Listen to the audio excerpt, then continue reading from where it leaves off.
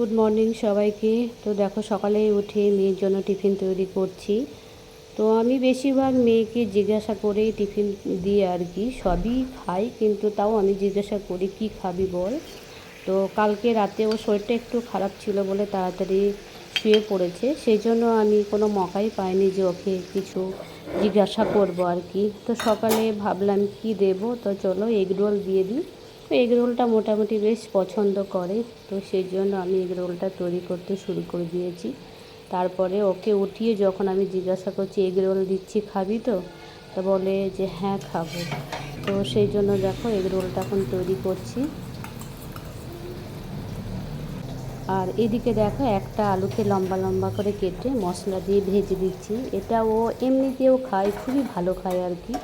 তো ওই আলুটাও একটু এগ রোলের সঙ্গে দিয়ে দেবো, তাহলে ও বেশ ভালোই খাবে। তা চলো আমার এগ রোলটা এখন হয়ে গেছে।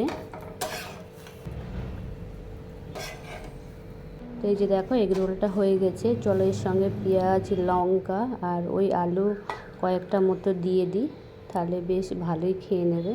তা চলো এগ রোলটা এখন আমি কাগজের সঙ্গে মুড়িয়ে দিই। আর সকালে উঠে জিজ্ঞাসা করলাম শরীর কেমন আছে, ভালো লাগছে তো? তা বললো যে হ্যাঁ, ভালো না লাগলেও স্কুল যাওয়ার জন্য বলবে ভালো লাগছে, জানো তো এই স্কুল একেবারেই ছুটি করতে চায় না। তা দেখো টিফিন দিয়ে দিয়েছি, সমস্ত টিফিন আমার রেডি হয়ে গেল। দেখো এদিকে দেখো রেডি হচ্ছে স্কুল যাওয়ার জন্য। প্রথমে বললো মা আমাকে তুমি একটু বিনুনি করে দেবে, তো আমি বললাম ঠিক আছে। তারপরে আবার ও নিজের পছন্দ মতোই করবে আর কি। তো দেখো আমি সমস্ত কাজ সেরে এখন আমি নিচে চলে এসেছি। তো নিচে এসে আমি শ্যাম্পুটা করলাম, আর তার সঙ্গে একটু চুলও কেটে নিলাম আর কি।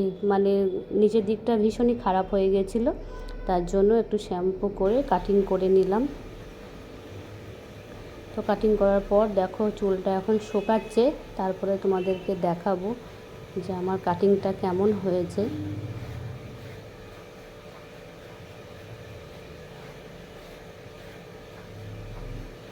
তো দেখো এখন হেয়ার ড্রাই করা চলছে।